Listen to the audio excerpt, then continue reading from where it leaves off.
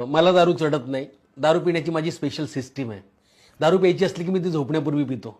बायको पलंगावर गाढ झोपलेली असते.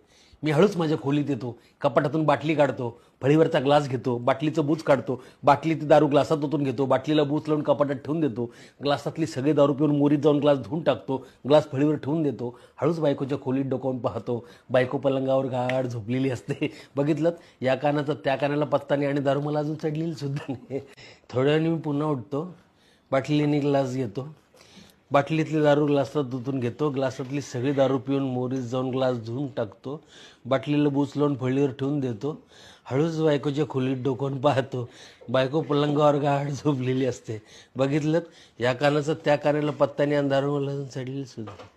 थोड्या वेळाने मी पुन्हा उठतो, बाटलीने ग्लास घेतो, बाटलीतली दारू बायकोच्या पलंगावर जाऊन पिऊन टाकतो, ग्लास फळीवर जाऊन धुवून टाकतो, हळूच बाटलीच्या कपाटाला बूच लावून ठेवून देतो आणि हळूच बायकोच्या पलंगात डोकावून पाहतो.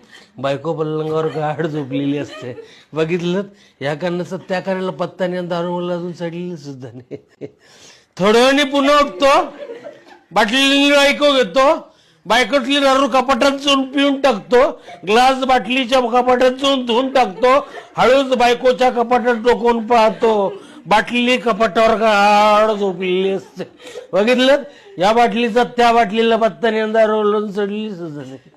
थोड्याने पुन्हा उठतो, बाटलीने कपाट घेतो, कपाटातली बायको बाटलीच्या मोरीत जाऊन धुवून टाकतो, मोरीची बायको पिऊन टाकतो, हळूच कपाटाच्या बाटलीने डोकून पाहतो, बायको मोरीत गाढ झोपलेली असते.